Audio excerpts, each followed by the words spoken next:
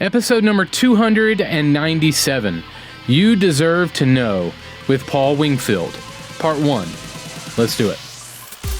This is the definitive podcast for helping you plan, create, and execute dynamic worship experiences at your church.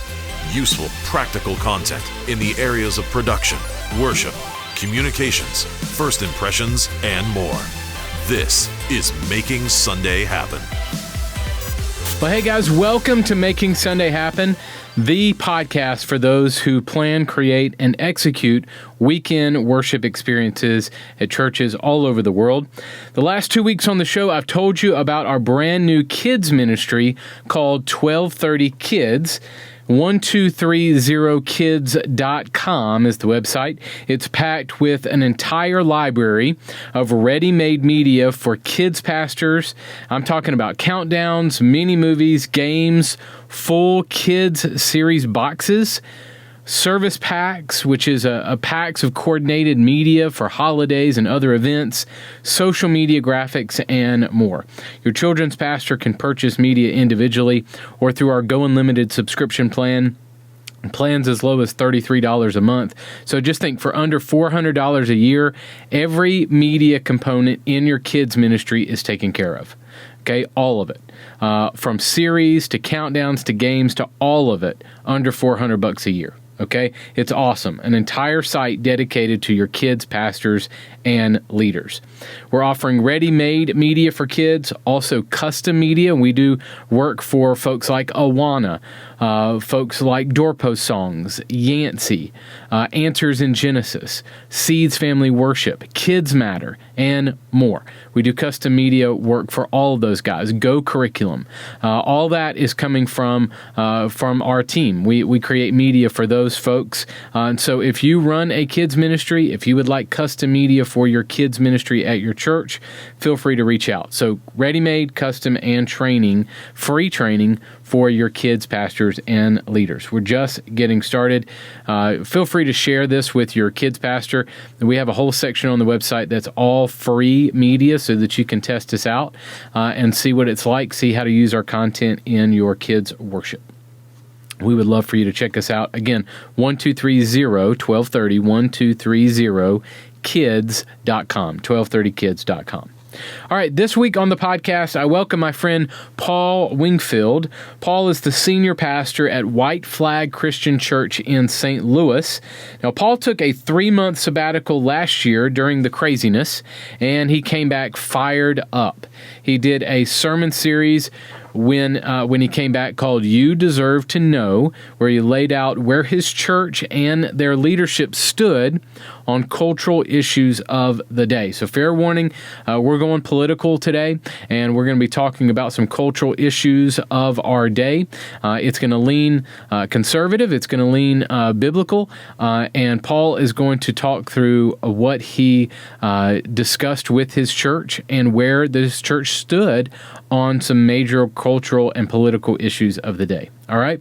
So those sermons alone, Paul's sermons, have been watched over 40,000 times. He did 2 sermons on this topic, on this series, and those sermons have been watched over 40,000 times from folks all over the world. Obviously, it's hitting a nerve. It's made an impact, and that's how impactful this message was. So Paul is going to share all about that and more this week and next week on the show, and we'll dive right into my interview with Paul Wingfield right after this. Check this out.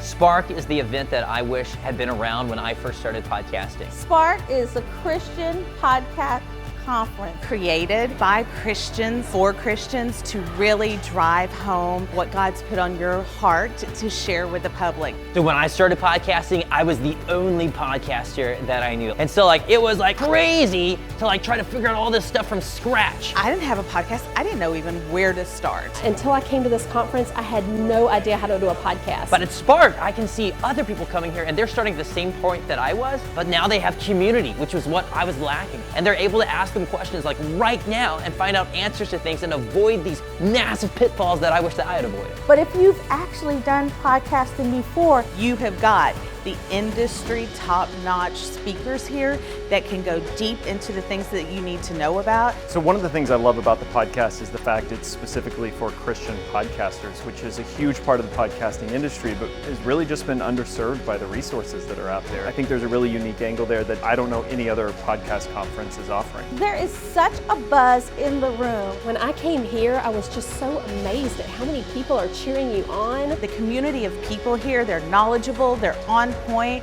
and they just deliver everything that you need in small, easy, bite-sized forms. It's global people from all over the country, all over the world. It's the most concentrated conference I've ever been to that had the best return on its value. Iron sharpens iron, and it takes just a catalyst. And that's what a spark is. A spark is a catalyst. It'll bring your little fire, or if you don't have a fire, you'll get a fire, and you'll want to spread it with others. That's what we're all looking for, is that spark that either gets us to start the podcast, or that spark that maybe was there when we started and just needs to be renewed to persevere and keep going. When you come to the Spark Conference, you're going to walk away with community, with information about how to podcast, and with vision for the stories that you're going to tell.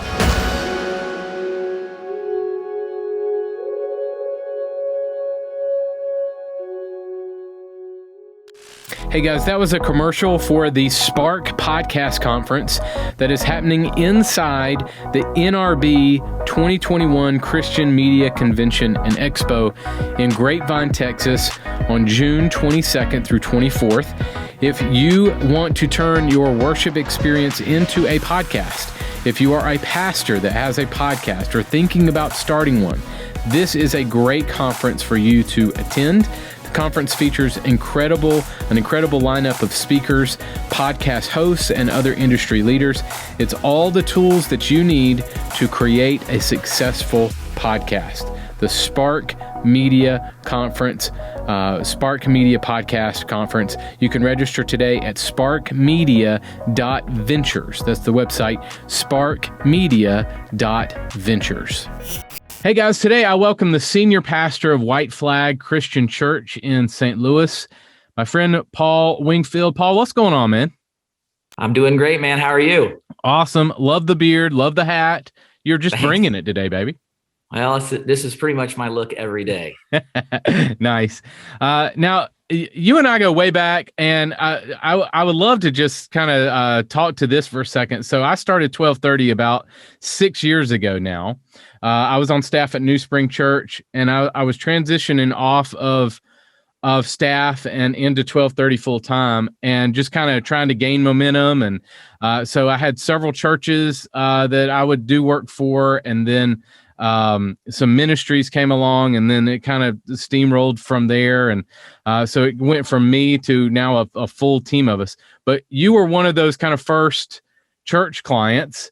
And so for better or worse, you've helped us grow. So thank you, man. I appreciate that. And appreciate just all the partnership that we've had over the last few years. Absolutely. Well, you guys have been incredibly helpful to our church, and certainly have had an impact on how effective we are in terms of our media and graphic input to the services. Yeah. Awesome, man. Well, thank you. Tell me, so White Flag, now tell me how you came to White Flag and kind of a brief history of your involvement. Sure. Yeah. So I came to White Flag in 2008. At the time, it wasn't called White Flag. So our church is an independent Christian church, and it was a church launched in 1969. And the church basically had kind of gotten into a situation where you hear a lot in church world, where they were just struggling leadership, declining attendance. They were just what you would call a church that was floundering for sure. And they wanted to turn that around, and they were ready to change anything, which is a unique situation, because a lot of churches say that, but they don't really mean that. Mm-hmm. And they reached out to me. And so I came in 2008. And, so I've been there about 13 years as the... Were you at a church before White Flag? What were you doing before? So, yeah, I'd been in ministry. I've been in ministry now for a little over 25 years. So I had been a youth pastor for the first 13 years or so of my career. And the last place I was at was Savannah, Georgia. at a church called Compassion Christian Church. Okay. All right. Awesome. So kind of tell me what the turnaround looked like. I mean, you guys are obviously thriving now and doing Yeah. awesome things. It was just really, I felt like God was calling me to help a struggling, dying church.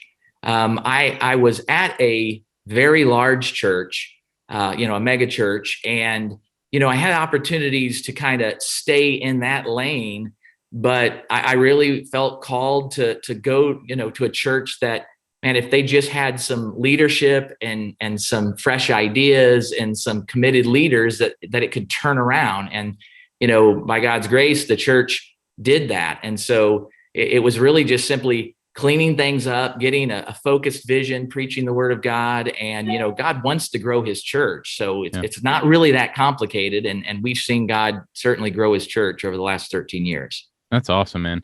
So on this podcast, it's called Making Sunday Happen. So we want to talk to, so there's us and other podcasts out there that talk to industry leaders and people, authors and, people who are the experts, so to speak. But one thing I like to do also is really talk to guys in the trenches, is the pastors and worship leaders, tech guys who are in it week in and week out. And so, and that definitely applies to you, especially over the last year, and you guys have kind of taken a little bit of a different approach at White Flag.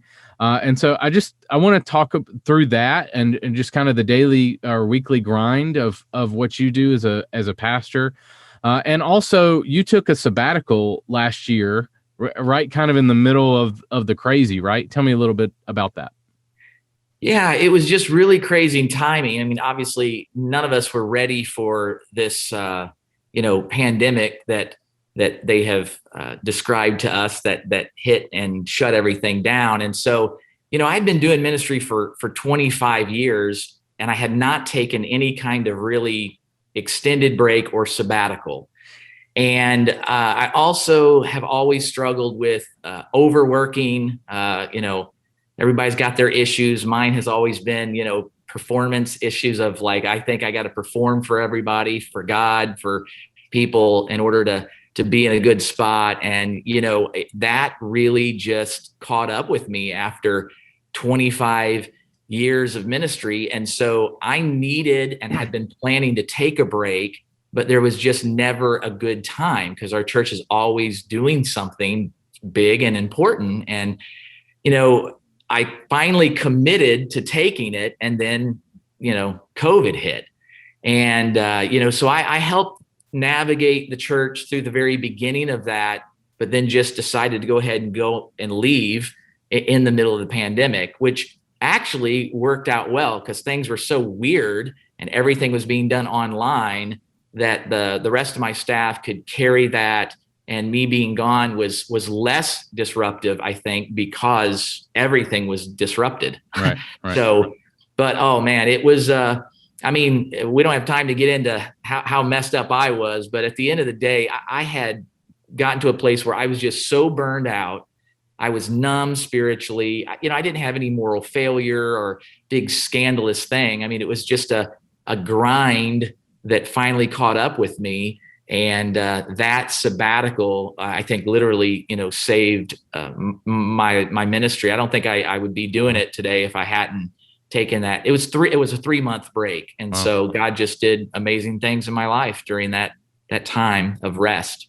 So before we dive in deeper to that, tell me how would you describe that to another pastor? What were maybe the warning signs that you didn't see that after you took a break that you're like, man, I didn't realize.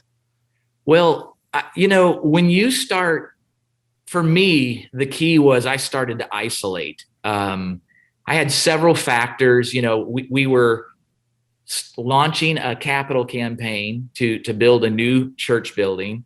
I built my own home and did it from scratch on raw land, where I cleared the land and, was the general contractor and did the majority of the work, on top of a full-time job and on top of a capital campaign. Not to mention, I was in my 25th year. So it was kind of like the perfect storm for me. But what happened was I began to isolate. As I was building my house, especially, I found if I could find a way not to be around people, I was happy, or I was at least not, depressed or, irritable. And, looking back, one of the lessons, that God taught me on the sabbatical was, when you start to block out people, you actually block out God. You can't block out people in your life and not block out God, because God is relational with us and he wants us to be relational with each other. And so for me, it was all about isolation, and I knew I was numb, and I knew I was feeling, I don't struggle with depression in the clinical sense. So I tend to be able to go, and I don't get depressed. But even in the go, I just was spiritually numb. I didn't want to preach. I didn't want to pray. I didn't want to read my Bible. I didn't want to invest in any relationships. And so, those are all obviously terrible warning signs that you need to watch for. Man. So tell me, the sabbatical, what did you do on it, and how did God kind of, revitalize your ministry? Yeah, well, I had to just commit what I felt like God was leading me to do. My elders said, look, man, take the 3 months off, and we don't want you to do anything. And so, I planned some purposeful trips. It was just my wife and I the whole time. And the whole time we traveled, we went all over the place. And, we went to Colorado and California, and just went to places where there were big open spaces, and we like to hike and go see natural beauty and that way. And we went and scheduled a week of intense counseling just to talk about leadership and burnout for me. And I had my wife go with me. So there were some planned things, but the majority of it was me committing to not working. My struggle isn't that I don't want to work. My struggle is that's all I do. So I tried to make no agenda. Like, I wasn't going to try to read 5 books. I ended up reading 3, but it wasn't because I was trying to complete a list. Mm-hmm. I wasn't trying to pray for 5 hours a day or, do anything like that. For me, it was literally rest. And it took 9 weeks of doing absolutely nothing, which for me is extremely hard, before I felt anything. And it was 9 weeks before I, started to feel like, hey, I feel like reading my Bible, or I feel like, talking about something of importance with my wife, or, 9 weeks, which is crazy. So tell me the kind of the low back half of that. How'd you kind of come out of that and back into ministry? Well, we don't have time to get into this, but I felt like for the first time in my life, God really met me, and without sounding crazy, spoke to me in a direct way, and kind of met me in my darkest, hour. And I had never experienced anything like that. And, I've been a Christian my whole life. But I also had never been in that desperate of a place. Mm-hmm. And so I felt like God met me. And then it was like immediately I was, recharged and healed and, rejuvenated. But then I had the second half of that sabbatical. And so it was just really nice the way it all worked out. But coming back, I was just raring to go. And through all that, I had, 3 months of going to church, not being responsible for anything. It was really hard to go to church because most churches everywhere I went they were closed. Mm-hmm. So I managed to get to an open church in just about every week, wherever we were at. I think maybe 2 weeks, we could not find a church that was open in the region or the area that we were at. But other than that, that was so good just to be able to not be in charge of something. Right. And all of that work to, bring me back and, have me ready to go, and not just say I was ready to go, but really feel it. So what would you say to a pastor who's like, well, I'm not at a place, I haven't done 25 years. I'm not at a place where the leadership's going to give me a sabbatical, but I'm feeling the same things. What would you tell them? I would tell them to say to their leadership, you either support me in this or you're going to have a bigger problem on your hands. I mean, I don't mean that in a threatening way. I would say that in a heartfelt, humble way. But, if you're a pastor that doesn't have resources to be able to do that and doesn't have a leadership team that will support you in that, talk to your pastor friends, because you can get 3 or 4 of them to kind of say and speak on your behalf to your elders. A lot of times the elders just don't know that this is what's standard or this is what's needed, and they just need someone to tell them. And so, certainly even if you don't know me, I certainly can, if somebody wants to reach out to me, I can certainly, encourage someone or help someone in that way. But, unfortunately, I know there are churches like that, but I do think that's where you have to kind of put your foot down and say, hey, look, man, I'm dying on the vine here. Yeah. And I'm about to be off the vine, if you will, Yeah. And if you do not allow me to do something, we're going to have bigger problems on our hands. And, I would think if a group of elders would not respond to that properly, then maybe that's not the right place to be at anyway. So good. All right. So you come back, and there's a series that I saw from you guys that really struck me. You only did it a couple of weeks, called You Deserve to Know. And this is probably a fair warning flag for people that we're going to dive into some politics for a few minutes. And Paul, both you and I are pretty conservative, and text and chat about that quite often. But so this is fair warning, people. So you did this series, and it was some political, and a lot of things were going on in our culture at the time when you came back, and it was kind of a stake in the ground of, hey, this is where our church stands on all these cultural issues, and you deserve to know that so that you can know if this is the right body and fellowship for you. I'm paraphrasing you, but so you kind of tell me from your angle where that came from. Yeah. So part of being on the sabbatical was having space to sit back and watch how everybody was responding to the chaos in our world. And, I came back, and I had really, I did not work on any messages, any sermons. So I was coming back from a 3-month break, and I didn't work, the week before I was going back. I didn't prepare anything. So I was committed to, I'm not going to even write my first sermon until I get back into the office, and then I'll have to be ready to go in 4 days or so. And there were 2 parts to You Deserve to Know. And, anyone can go to our website at White Flag and see these.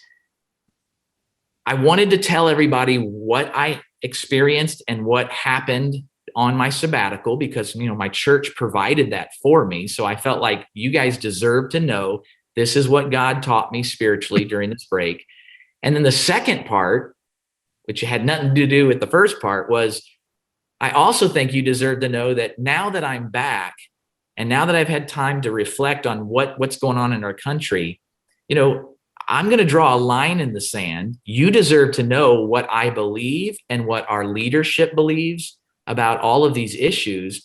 And I fully am aware that you may not agree with them and might even leave our church over it. But you do deserve to know. Who wouldn't want to know that this is what our church is all about, and this is what our church believes on these issues? So, I see that as a good thing, even though I realized it might drive some people away. And so that second week was certainly a lightning rod situation because of the issues that I covered. What are some of the issues that you covered? Well, I covered 4 specific issues. I covered lawlessness, which was addressing all the riots and the responses to the police, and the defunding the police, and all the anger towards police, and how every time, unfortunately, there's a crime being committed and someone gets shot, and if that individual is an African American, how there's going to be riots, and somehow that justifies the riots, and how everybody jumps to conclusions 30 seconds after an event. because they saw 15 seconds on a clip online on social media. And, I just addressed that, it's not hard to understand where we should be standing on this issue as a Christian, and spoke directly to this idea of systemic racism, which, in my opinion, is completely a fabrication and inaccurate. And so I addressed, the facts, which I know not everybody likes. But that was just issue one. In the same sermon, I then talked about race issues, and I addressed BLM and explained how we would be a church that never, under any circumstance, would support Black Lives Matter as a activist Marxist group that's against the nuclear family. And I explained how they very strategically fooled many people by, a phrase that any normal Christian would agree with, that Black lives do matter. And they use that to kind of hijack people into coming on board to their incredibly dangerous anti-Christian, anti-American, anti-everything, movement that they are about. And so that was an educational piece. But again, stating that we're not going to, be posting anything on social media in support of this because of these obvious reasons. Then I addressed the pandemic, and I just really, at that point, it was still pretty early on. And I said, look, this has become political. The facts are not lining up with the narrative. And while we're going to comply in every way to whatever is asked of us, we'll put up plexiglass, we'll put 6 foot stickers on the floor, distancing, we'll hand out masks, all those things. But I explained at that point, if they continue to infringe on our freedoms, we will not just roll over, and we will have to readdress this issue. Now, it never really came to that, but I was already seeing the writing on the wall, and we certainly told everyone, look, the narrative that they're painting about this virus is not lining up with science, and we're not going to play into their hands on that. And then the final issue, if those three weren't enough, the final issue I addressed was what I called Trump bashing. Now, at our church, we never encourage someone to vote for a certain person. We never back anybody. We never ask anybody who they're voting for. But man, I have just seen the most ridiculous response to, Trump as Christians that I've ever seen in my life. I mean, it's one thing when the world acts a certain way, but when Christians join in on attacking and trying to vilify and, just criticize every move anybody does, that just says more about you than it says about the person you're trying to say is horrible. And somewhere along the line, people started to realize they can send a message, they can virtue signal to everyone how good they are by how venomous they attack Donald Trump. And I just reminded everybody that here's a guy that I don't claim to know anything about where he stands with the Lord, but as a president, he is for protecting children and he's against abortion. He's for Israel. He's doing more for Blacks and Hispanics than any president in the history of our country. I'd say second to Abraham Lincoln. And yet they can't find anything to be thankful for. And so I just kind of informed them, we're not going to be a church that bashes this guy. And we're not going to create an environment where you feel comfortable bashing this guy.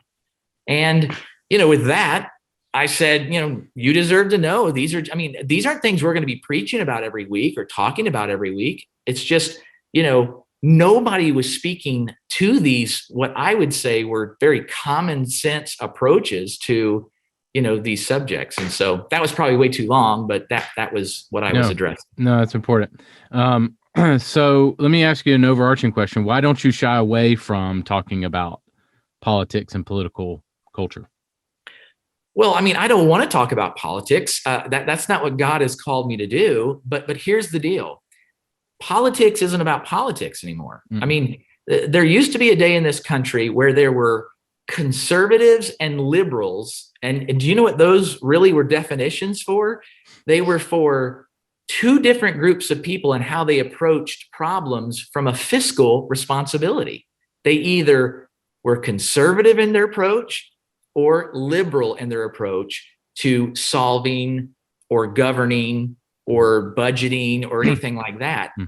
And man, our government isn't governing hardly at all. They don't do what used to be done by politicians and government. Now they are coming after moral issues. I mean, who would have thought we would live in a day where, politicians have an opinion on, and even beyond that, are trying to generate laws for, men going into women's bathrooms, sex changes and sports and, race issues. I mean, that stuff should be, talked about in church, and so I am talking about that stuff because they're moral issues. I can't help that the politicians are not doing their job and trying to force their moral values on America. Right. I agree with you. And I get hit occasionally also too when, hey, why don't you just stick to the worship experience? Well, I would, but like if we can't even do Sunday because of these things that are in place, then we can't get to talking about the details. Like it's important. It's become important to talk about the freedoms that are being infringed on in order to get to the nitty gritty details at this point, sometimes. So yeah.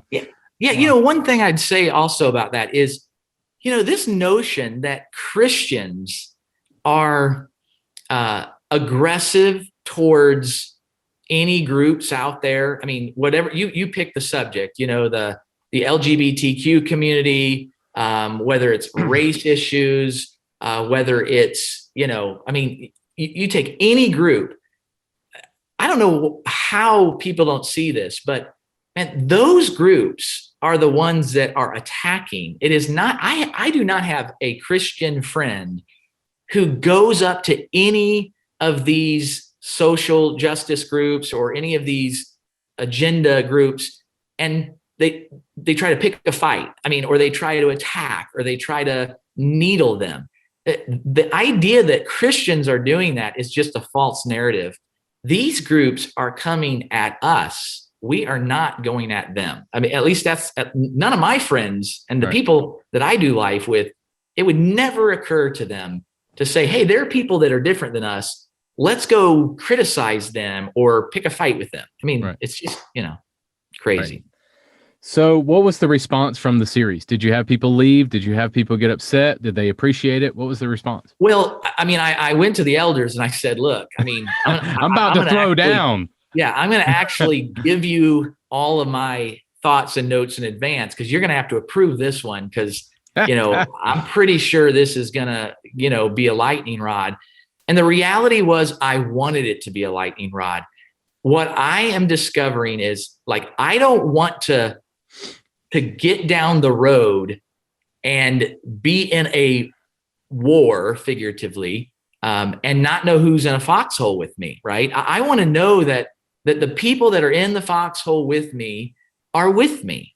And I think a lot of pastors have been surprised going through the last couple of years because they thought, hey, everybody in this room, they're Christians. And of course they believe this. And guess what? That's not the case anymore. I've been through that, especially the last year, especially on social media with some of the things that you mentioned in that maybe it's naive, but I'm like, man, like really? I thought you were a fellow believer and you don't believe this, or we're not on the same page here.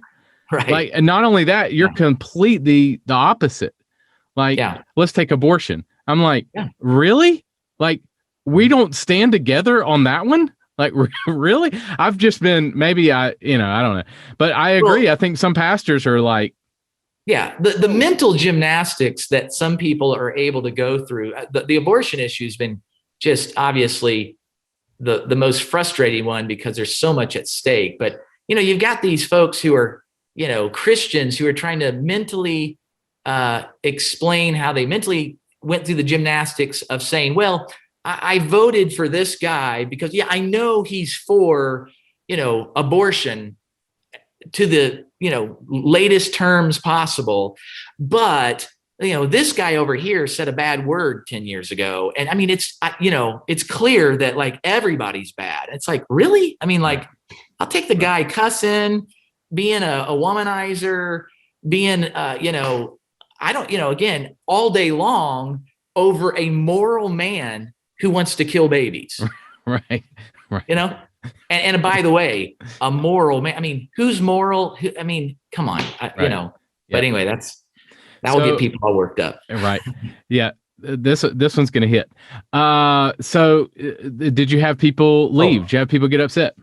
Well, I really thought we would have a significant amount of people leave, but, to my surprise, not only did we not have a significant amount of people leave, in fact, right now we know of maybe 3 families, in our church that said, hey, this is just not what we believe.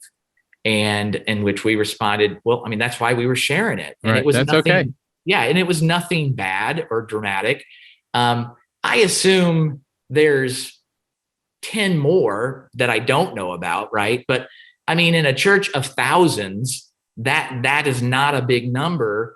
And what was really surprising is how many people have come to our church as a result of that message. I mean, that message went out, and, we're a smaller church. We're not a big, huge mega church. We have somewhat of a presence, but man, our presence went way up, and that message got watched and downloaded like, 40,000 times, like that. And we've had people coming in droves. And what's weird is we typically reach lost people who don't have any church background, but we've been now having tons of people come from every denomination around us because they are saying our churches won't speak about this. It's ridiculous. And we heard that your church is addressing it.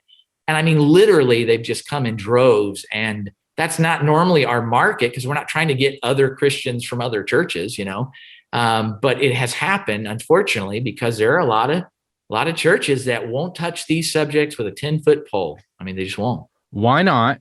And maybe the bigger question is why is it important that we fight the culture war in the church? I think most people are afraid. I mean, the model is if you say something, we're going to come after you and we're going to destroy you. And there are some people, I mean, I'm wired to be, I'm an 8 on the Enneagram. If any of your listeners know what that is, they'll know exactly what kind of person I am. I'm a hill taker. I'm a fighter. I'm aggressive.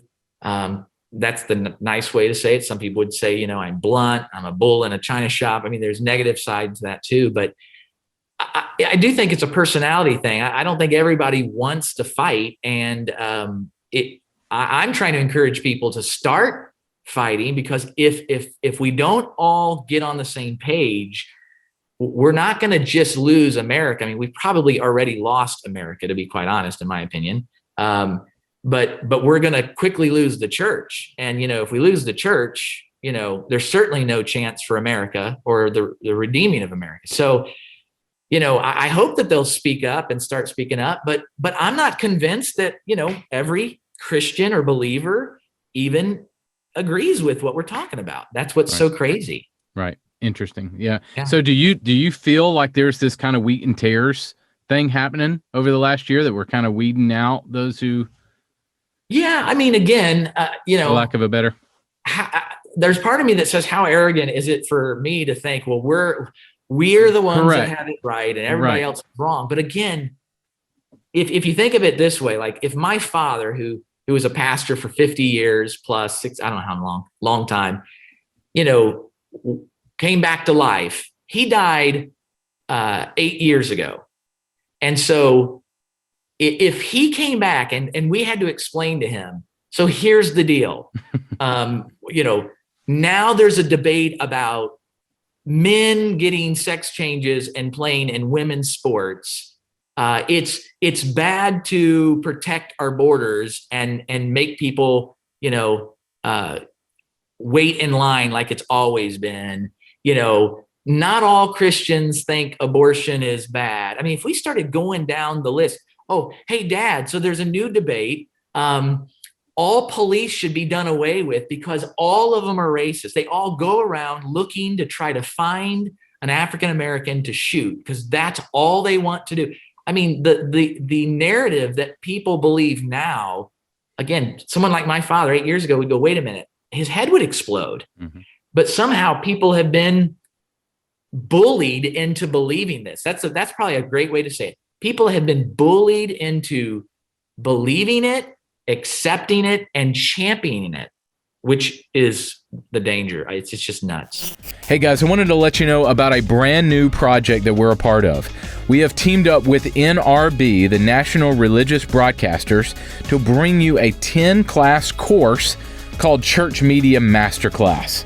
This course will give you practical training as a church tech and communicator and feature incredible content from my friend Phil Cook, yours truly, Dan Darling from NRB, Stephen Brewster, Mark McDonald, Brad Weston from ProPresenter, Nate Anderson from Resi, Jeff Reed from Stadia Church Planning, Josh Brown from His Productions, our creative director, Sean Reese, and more. This is conference-level content for an extremely low price. I'm talking under $10 per class. Register for the Church Media Masterclass today at churchmediamasterclass.com. That's churchmediamasterclass.com. The show notes for this episode are available now at makingsundayhappen.com. Guys, you'll want to sign up for the Church Media Masterclass. It was a blast being part of that project. It's less than $10 per class, and each course is going to teach you practical content on the state of media in the church. We're going to give you tools for church online, tips for live streaming, tips for ProPresenter, and more. churchmediamasterclass.com. Great deal there for church tech leaders. Again, less than $10 per class. Great content. All right, I want to give you a little sneak peek on what's to come over the next few weeks on our podcast. Next week, we will continue our conversation with Paul Wingfield. We'll wrap that conversation up next week. And then in 2 weeks, I'll be welcoming the leadership of the National Religious Broadcasters staff to the show. My friends Troy Miller, who is the CEO of NRB, also Dan Darling, who is the communications director, and Beth Wakefield. She is the director of Convention and Expo and also a longtime friend of mine. All three of these folks are all in one jam-packed episode. And for episode number 300, on the big milestone episodes, we like to try for a big guest, and 300 is no exception. I will welcome Phil Joel from the Newsboys. You know him as the long-hair blonde that's been with the Newsboys a long time. He left the Newsboys a few years ago and went and started Zealand, the band Zealand, and has been leading worship. But over the last few years, he's been back with Newsboys for Newsboys United and the tour and all that. So we're going to talk about all that. We're going to walk through his career, and we're going to talk about worship and a lot more. So Phil Joel from the Newsboys, episode 300, coming up in just a few weeks. I have the interview with Phil already in the can, and we had a blast walking through his career with Newsboys and Zealand and talked about the heart of worship and more. I can't wait to share that with you. All right, our blog and podcast is completely free, along with super affordable books on our website, 1230.media/training. Again, that's 1230.media/training for all of that. Well, thank you guys so much for hanging out. Go out there and create some incredible worship experiences this weekend at your church. I'll catch you next week. Making Sunday Happen is a production of the ministry of 1230 Media. For show notes, archive episodes, and more free resources for your church, visit makingsundayhappen.com.